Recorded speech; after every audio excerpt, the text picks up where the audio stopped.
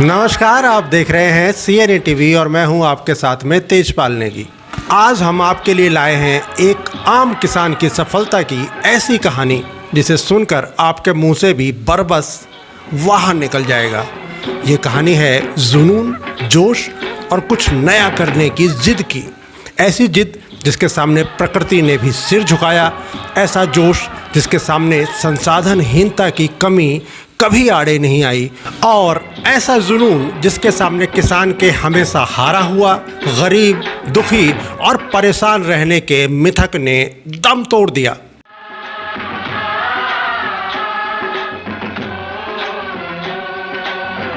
जी हाँ, हम बात कर रहे हैं हल्द्वानी के गौला नदी के बाईं ओर बसे गौलापार के खेड़ा गांव में रहने वाले एक ऐसे किसान नरेंद्र सिंह मेहरा की, जिसने कुछ ही वर्षों में कृषि के मायने बदल कर रख दिए। वर्ष 2009 में उन्होंने नरेंद्र 9 किस्म के विशेष गेहूं को उगाने में सफलता हासिल करके चर्चाएं बटोरी थीं, और अब वे धान की उत्तराखंड से विलुप्त हो चुकी कम से कम 6 प्रजातियों को जीवन दान देने में सफल हुए हैं।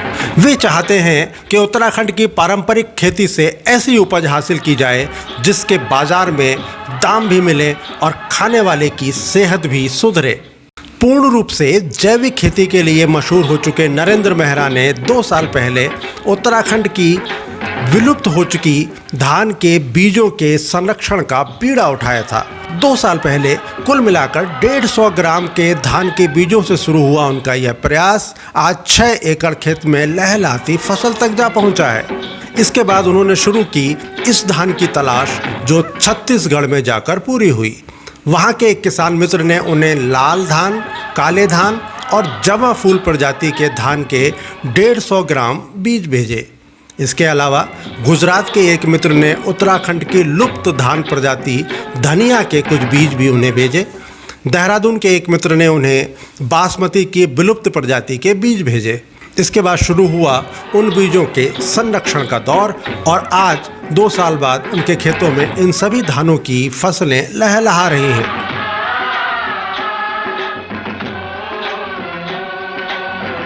चलिए आपको सीधे लेकर चलते हैं गौलापार में नरेंद्र मेहरा के खेतों में।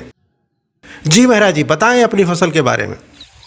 जो आपको ये धान दिख रहे हैं, ये जो हैं हमारे परंपरागत बीज थे, जो कभी हमारे उत्तराखंड में हुआ करते थे, लेकिन हम लोगों की गलती से बीज जो थे विलुप्त की कगार में चले गए थे।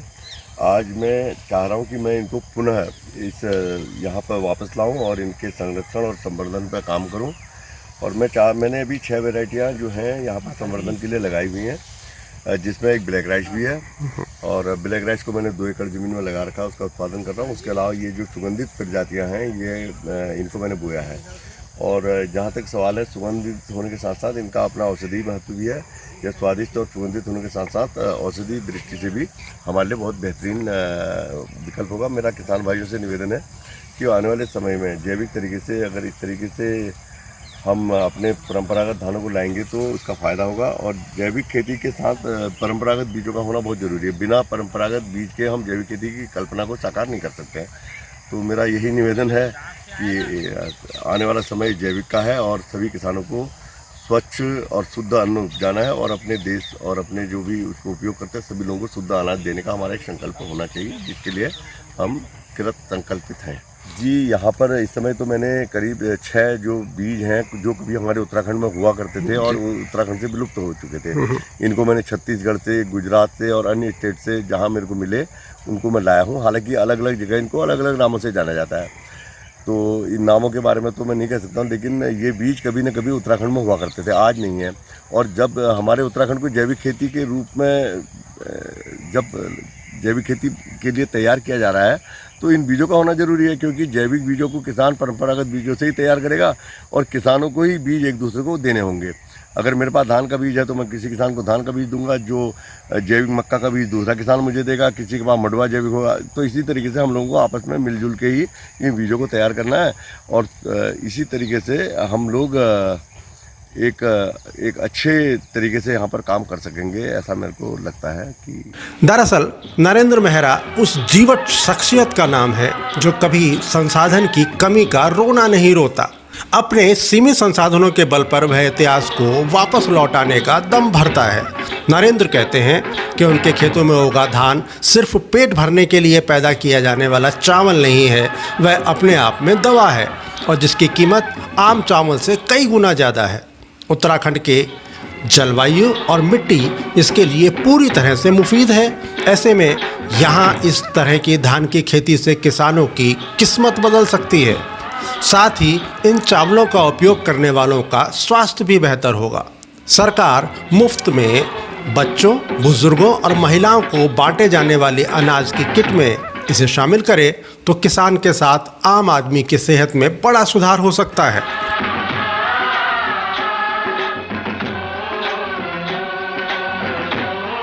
सरकार यदि इन धानों की खेती को प्रोत्साहन दे तो यहाँ के धान सीमा पर देश की रक्षा कर रहे जवानों की सेहत को भी ठीक रख सकते हैं। चलिए चलते हैं नरेंद्र सिंह मेहरा के घर पर, जहाँ पर वो आपको दिखा रहे हैं अपने खेतों से निकले चावलों की एक झलक और बता रहे हैं उनके गुण। ये एक बार मैंने जो हमारे प्रदेश के परंपरागत धान हुआ करते थे और जो विलुप्त हो चुके थे, उनमें से मैं कुछ धानों को यहाँ पर उनके संरक्षण और संवर्धन पर काम कर रहा हूँ। ये जो बाली आपको दिख रही है, इसको हमारी लोकल भाषा में धनिया धान कहते हैं या बिंदुली भी कहते हैं। यह बहुत स्वादिष्ट होता है और इसके दाने बहुत छोटे होते हैं और मैं इसके संरक्षण के लिए कार्य कर रहा हूँ। यह है। इसके अलावा मैंने इस बार ब्राउन राइस भी से कहते हैं और कई जगह लाल धान कहते हैं, ये भी मैंने इस बार तैयार किए हैं। और इसके साथ साथ इस बार मैंने एक सुगंधित बासमती भी तैयार की थी, जिसकी बालियां तो मेरे पास नहीं है, लेकिन ये मैं उसके चावल जो हैं यहाँ पर देख रहे हैं आप, ये तैयार किए। और उसके साथ साथ जो इस बार मैं पिछले बार से लगातार ब्लैक राइस पर काम कर रहा हूँ और ब्लैक राइस का इस बार मैंने जो उत्पादन किया उसके ब्लैक राइस के दाने आप इस तरह से देखिएगा। ये ब्लैक राइस है और ये ब्लैक राइस की बालियां हैं। इसकी भी 2-3 प्रजातियां हैं, लेकिन मैंने जो प्रजाति बोई है इसका नाम किरण 3 है। मैं चाहता हूं कि उत्तराखंड के किसान जो हमारे प्रदेश में इस तरह से सुगंधित धानों का, परंपरागत धानों का अगर दिशा में कार्य करेंगे तो निश्चित रूप से इन धानों के अच्छे मूल्य हमारे किसानों को मिलेंगे। धन्यवाद। किसानों के लिए धान की यह खेती किस तरह से फायदेमंद होगी यह तो आप समझ ही गए होंगे। सिर्फ ज़रूरत है उस जोश, जुनून और जिद की जो आज से 2 साल पहले नरेंद्र मेहरा ने अपने दिल में पैदा की थी।